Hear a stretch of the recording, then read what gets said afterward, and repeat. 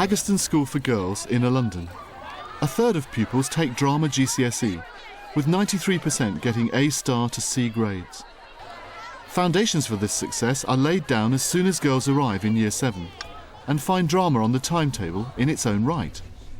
Quietly, can you get your pencil cases out? This class are only 5 weeks into their first term at secondary school, but they've already learnt to take drama more seriously than at primary. In this programme, we'll see them develop gesture, expression and cooperation skills to make and evaluate frozen pictures with their teacher, Kelly Jasur. Are you the last one in? Can you hurry up? Come on. We're going to do a little recap, all right? What have you learned so far? Put your hands up. We've learned a lot. Let's think about the studio rules. Don't come in the studio with your shoes on. Okay, we don't come into the studio with our shoes on, so that's one of the first things we learned. Yes? We line up quietly. We line up quietly. What do we do next? We sit in a circle. How do we sit in a circle? Chatting and carrying on and... Silently. Silently. Perfect. I believe that drama is a discipline. And I think if that discipline isn't instilled from the start, as a teacher, I cannot imagine my lesson flowing, and I cannot imagine my kids being totally engaged. I'm going to warm you up, all right, and get you focused, because we're going to be doing some physical work today. As I said to you earlier, we're going to be looking at frozen pictures.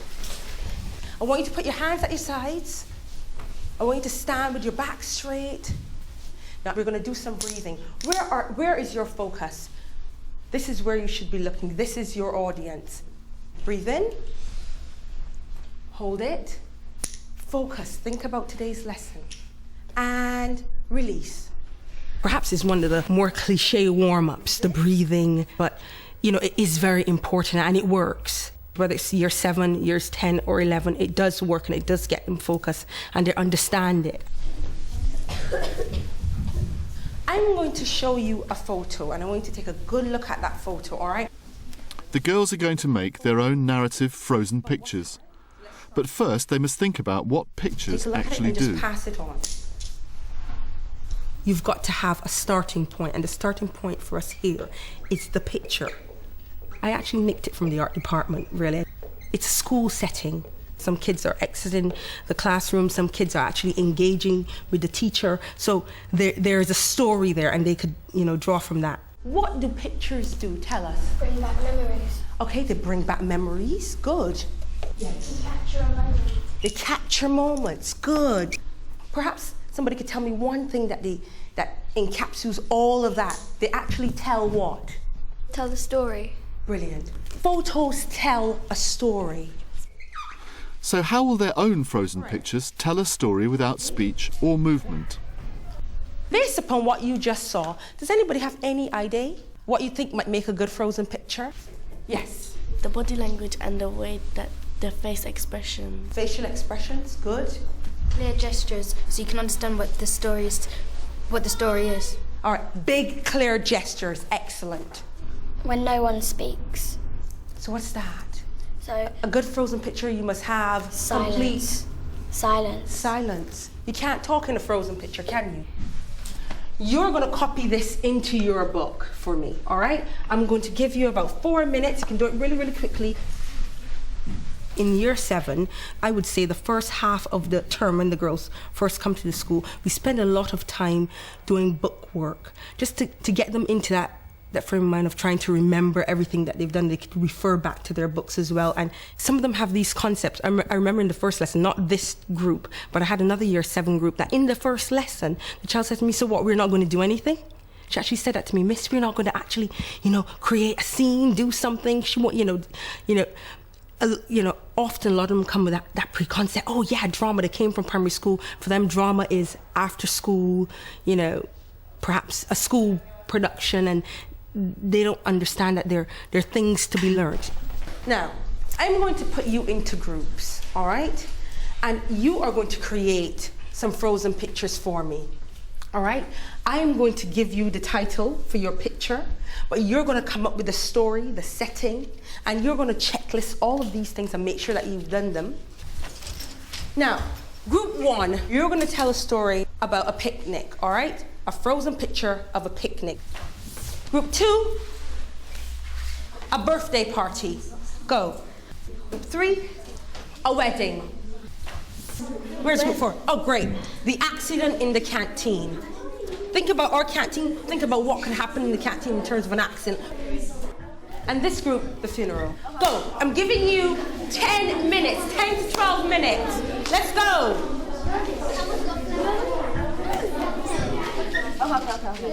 This is probably the third year that I've used those scenarios. These are events and places that they can draw from in their own personal lives as well. You know, I'm sure everybody in there has been to a picnic before. Everybody's been to a party. You know, they have a concept of what what would be going on at a funeral. You know, we can get good work using these scenarios as stimulus for them to build their picture. You got there. You got there. No, Kelly, you stand here. I won't be like that. No, like that. You won't be blocking no one. Yeah. Are we in a church? Yeah. 5. Now, these are some of the things that need to be very clear. Who you are in this picture.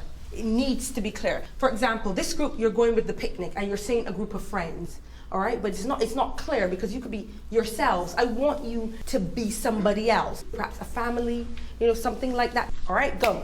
Okay, so it'll be more. So we can have two parents standing up, and like maybe you can be a small little child. I'll be the one. I'll be the other kid. What is wrong with this picture? Step out. Look at your picture. What is wrong with it? There's nothing happening. What about the levels? We do have really high expectations here. And I think as teachers, we should have high expectations. We should be constantly, in every lesson, raising the bar, setting targets, go into a classroom firm, you know, let the pupils know this is what I expect from you in terms of behavior. Sometimes she can be all right, but sometimes she can be harsh. But at the end, we kind of get it, and she's kind of proud. I'm dancing. I'm going. And you're there. And you be like taking a picture. They're learning from each other. They're sharing ideas and talking about the work. And I think, you know, that is how we learn. That is how we learn when we talk about it, because discussion informs the drama. To the count of 5. 1, 2, 3, 4, and 5. Hold it.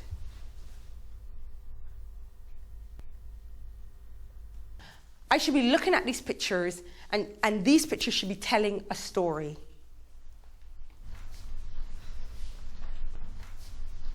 All right. It looks as if we're just getting your profile. We're just getting your profile and a bit of your back. You're actually the camera person. You're taking a photo of them. And who are they? She's the birthday girl and she's the cousin holding the cake. Okay, good. You know who they are. Excellent. However, this is what you've got to do. You've got to angle your picture so that we can see everybody, because right now you're blocking. We can't see you. You're back in the audience. You're being blocked, all right? So you've got to fix that. Go off and fix it, all right? Who are the two of you at the wedding? The bride. The bride and the groom. The bride and the groom. How about they be the only ones standing, all right? Because like you said, they're important. It's their wedding. So what could you two be doing? Sitting and eating. Sitting and eating, good. Can you do that? Fix your picture. Looking at a picture where everybody's on the same level, sometimes you cannot define who is who and exactly what they're communicating to the audience. You can go down a bit. I've never talked about levels before, so I was actually really surprised that some of them actually got it. And then you go on to one knee like that, so you're a bit higher. Yeah, that's it. You're still going to have to face the audience. All right, 5. Really good work, girls. Can we all sit here? You sit back some more, because we've got to give them room to perform. All right? Remember what I said, girls, when we look at the work, we don't clap, we put our hands up to make comments. 1, 2, 3, 4, and 5. So what is happening? What is the story? Yes. I think Rana's fell down and they're trying to like hold her. Neslihan was laughing, and I think Kirkan was about to say something to Bookie, and then Bookie had kind of like a expression that she doesn't want no trouble. Okay. It looks like a kind of playground punch-up, a little bit. Okay, all right. Maybe Kelly is tripped over and she's carrying food. Okay. So maybe Topsy is quite like scared. Some of the girls got it, they knew what the picture was about, but some of them actually thought it was something completely different. And it wasn't a case of them being wrong, but it was their own interpretation of it. In the first lesson, one of the first things I said to the girls was that in drama, there's no definite answer. You know, drama is about what, you know, it's about feelings, about what you think and what you believe. So there's no right or wrong. It's all about interpretation. Hold it for us. Girls, let's hear your comments. Put your hands up. Yes. Everyone there wouldn't be kneeling. Some might be standing up. Like, So they need more what? they more level. Good, they need more levels. Thank you. You know, you throw like the dust down. Oh, That one good. person can be doing that. Right, there could be gesturing. Good point. What you need to work on with regard to this picture are the gestures. They're not big enough. So we don't really know what you're doing. Well, yeah, you're praying and yeah, you're crying, but perhaps something else. More action is needed. Good work, really good. 1, 2, 3, 4, and 5. Big gestures, really exaggerated. Hold it. What is good about this picture? The good thing was when those three were sitting down, they weren't blocking each other. Okay, good. Yes. And I could tell that Marve was being still. She didn't move a muscle or anything like that. Okay. All the elements that I listed on the board, whether it was the levels, the big clear gestures, the facial expressions, these are things that actually make a good frozen picture. So I knew what I wanted from them. Now, let's just recap what we did from the start. What have you learned today? What have you learned today? Put your hands up. What have you learned? What have you learned? How to tell a story. How to tell a story via a frozen picture. Good. I've learned like how to make things clear and how the story was going by facial expressions. I've learned that we should have balance in what we do. In the pictures? If we're moving or not. I've learnt that you can make a really good story not just by motion and speech, but by frozen pictures. Excellent. Right, you're quiet. Why are people chatting? Next lesson, we're going to build on those pictures. Perhaps I might get them to add a line to the picture now, all in chorus. Actually bring the picture to life where there's going to be movement and sound. So it's a build-up. It's a gradual build-up. Good work, girls. Really good.